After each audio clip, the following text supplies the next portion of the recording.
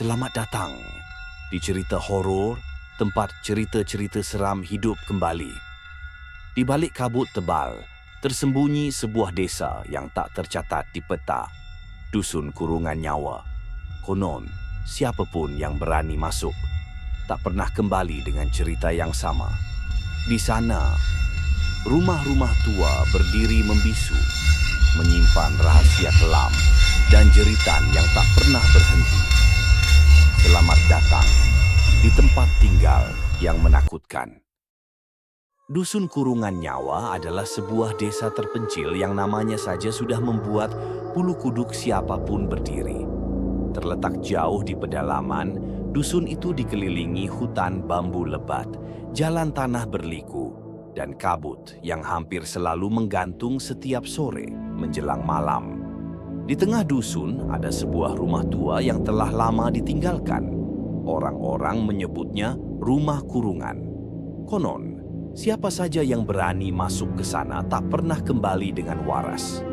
Anak-anak hanya berani mengintip dari kejauhan, sementara orang tua menundukkan kepala bila melewati jalan di depannya. Rumah itu dianggap sebagai tempat tinggal yang menakutkan, tempat roh gentayangan mencari teman, tempat suara-suara tanpa wujud memanggil dari kegelapan. Rumah itu berdiri di atas tanah lapang dengan pagar kayu reyot yang sudah dimakan rayap. Ranting pohon beringin yang menjulang menutupi sebagian besar atap, membuat cahaya matahari sulit menembus. Rumput liar tumbuh setinggi lutut, dan batu nisan kecil berlumut berserakan di sudut halaman, seakan rumah itu dulunya juga berfungsi sebagai pemakaman pribadi. Saat pintu gerbang berderet terbuka, hawa dingin menyeruak keluar, seolah-olah udara dari dunia lain. Tidak ada angin, tetapi dedaunan bergoyang sendiri. Seekor burung gagak menjerit dari atas atap, lalu terbang dengan sayap patah, seakan mengusir siapapun yang berniat masuk.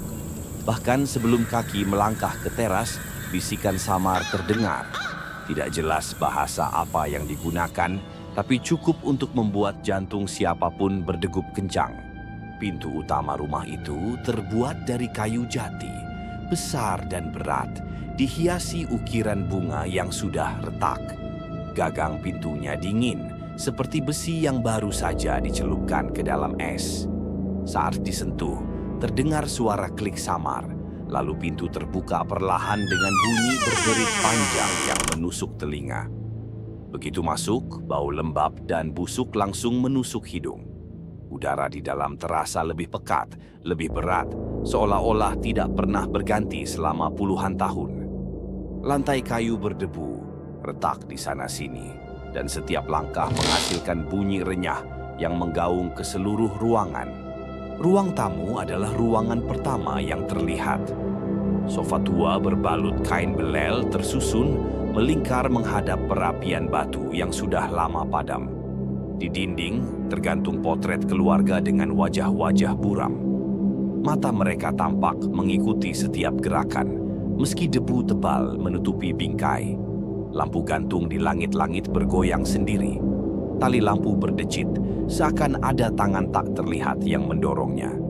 Tiba-tiba suara tawa anak kecil terdengar dari sudut ruangan.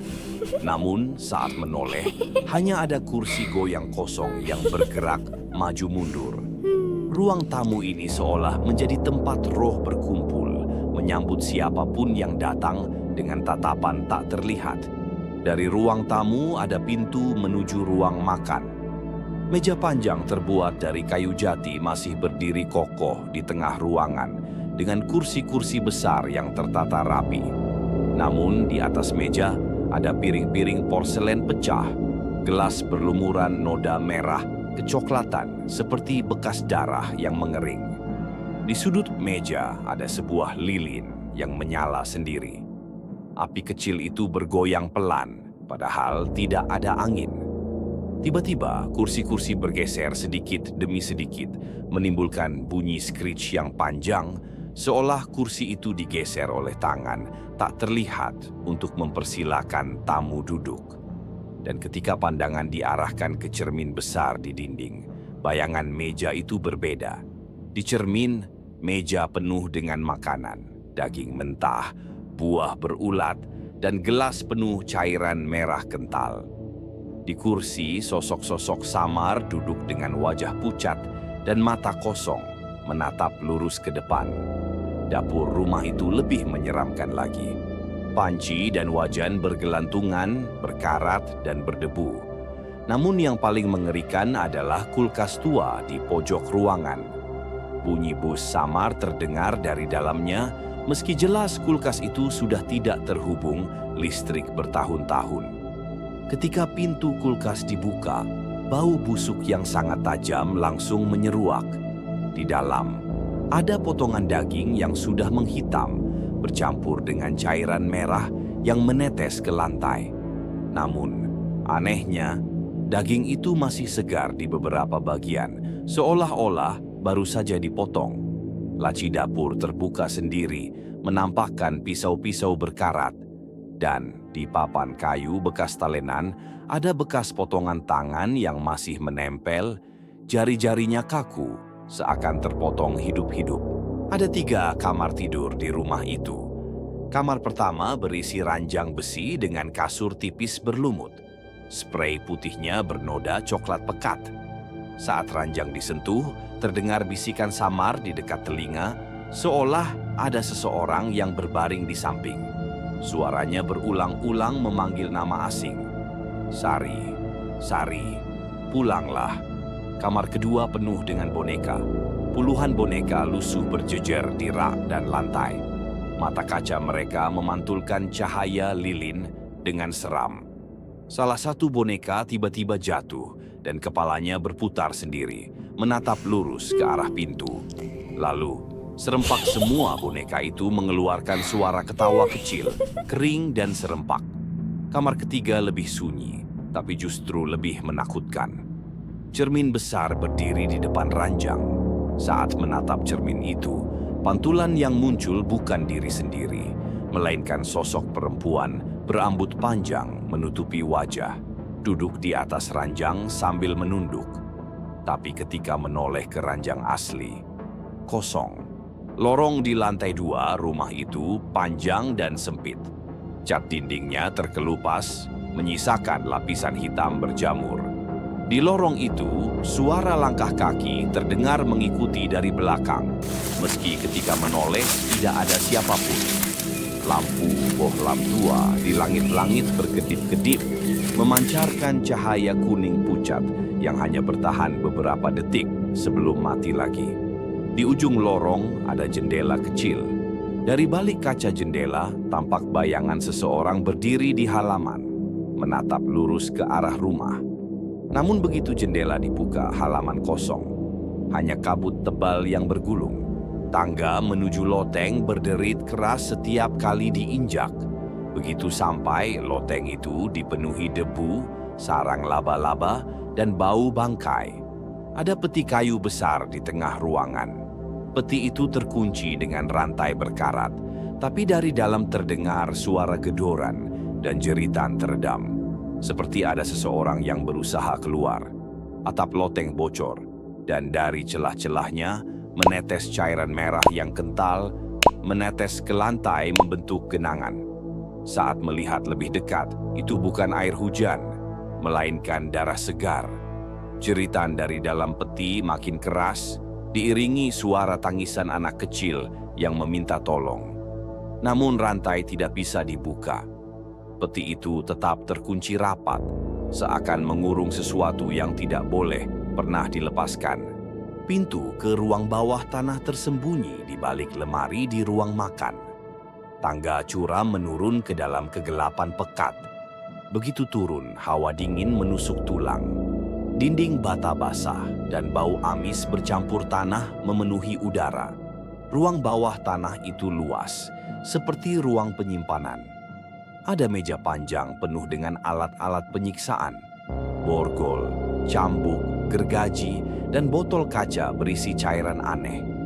Di dinding ada rantai dengan bekas darah yang sudah menghitam, dan di sudut ada lingkaran besar dari garam yang nyaris pudar, seakan pernah digunakan untuk menahan sesuatu yang jauh lebih berbahaya.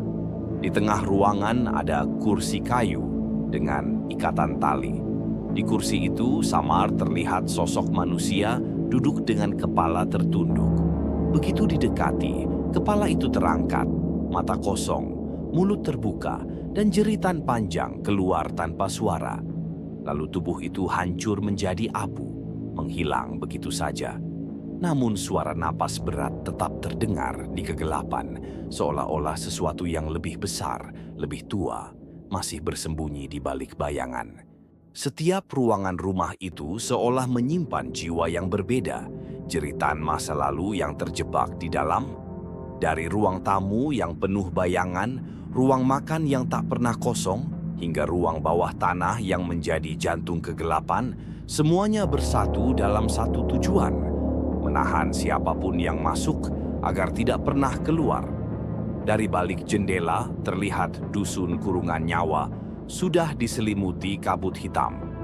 Orang-orang desa percaya sekali seseorang masuk ke rumah itu, maka rumah akan memilih apakah ia bisa keluar hidup-hidup atau menjadi bagian dari penghuni baru.